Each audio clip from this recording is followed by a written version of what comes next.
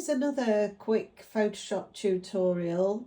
I'm just beginning to put together my notebook for last week's Week in the Life, and I remembered that stamping on this paper can sometimes bleed through to the other side. So I was practicing with some ink colours and some stamps.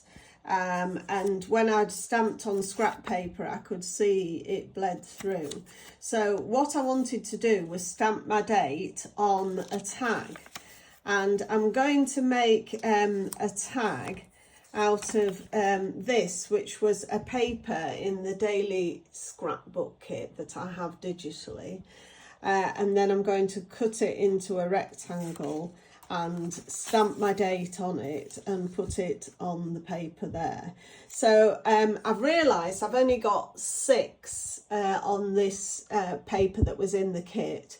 So I'm just going to make a couple of extra ones so that I've got enough for every day of the week, and a spare in case I go wrong.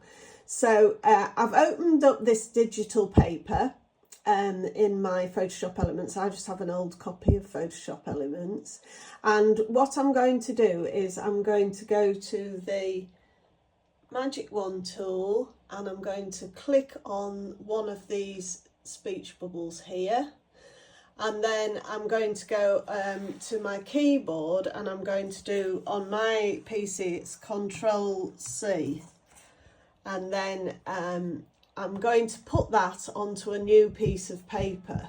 So if I put this piece of paper onto a page of A4 ready to go through my print, I have actually got some space at the bottom here. So I've just made a new piece of paper that's about this size. So I go New, File, New, Blank File. And I've gone for the 7 inches, roughly 7 inches wide, and about 3 inches, maybe 4 inches deep will do, and click OK. So I'm going to put the thing that I've just copied by doing Control-C onto this piece of paper. So to do that, if I press Control-V, it should appear. There it is. So I can drag that down here, so that's one more. And then if I go to my layers palette here, I can right click, duplicate that layer, click OK, and I've got another one. So I think I'll try and have 2 different colours to this. So my next thing is to find some different colours. So I went back to the paper and I looked at the colours that I had here. And then I opened another paper from the same scrapbook kit here, and I went to the colour picker tool and I thought I'd quite like this dark green. So I clicked on the dark green and that makes it jump into my colour palette down here. So now if I go back and open up the speech bubble page here, and then I go to my paint bucket and click on, now you've got each one of those speech bubbles on a different layer, and the layer that's highlighted in blue is the one you can work with. So I know if I click on this one, it'll make it go green. There it is. So there's my green one.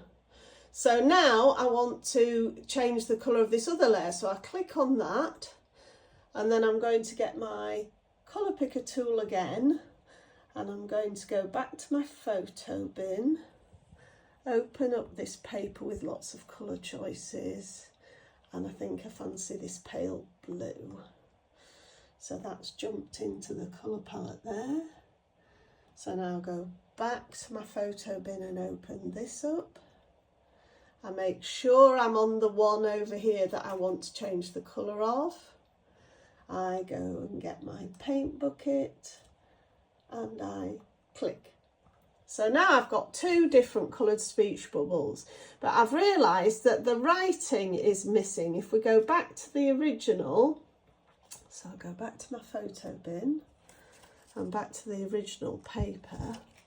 Here, if I just zoom in a bit, view, zoom in, you can see that there is actually remember this. So I want to select that. So I'm going to my select tool, and I'll have this pink one here, I'll do. And I'm going to, this red one will do up here, that'll do. Remember this, select all around the line and the word. There, let go. And then I'm going to go to my keyboard and do Control-C. And then I'm going to go back to my photo bin and back to my speech bubbles. And then I'm going to go back to my keyboard and do Control-V. And there it is. So I can get my move tool so that I can move this over here and put it where I want it on this one. And then if I do Control-V again, another one will pop up and I can put that one over there. So now I've got 2 more speech bubbles in 2 different colours that I can add. Actually, that wants to be a bit higher maybe. I can add to the bottom of my A4 sheet of paper. So what I'm going to do is get my A4 sheet of paper where I put the original printing on there, and I'm going to select, let's just get rid of that because I'd already, so I'm going to go to my photo bin and drag this onto here, and then I can either nudge it down with these arrows until I can see it where I want it. Here it comes, or I could have just dragged it down. And when I'm happy with where it is, that's fine for printing, I can go File, Print. So hopefully that should come out of my printer, and I can cut those into these nice little cards and stamp my dates on for every day of the week. Hope you enjoyed this.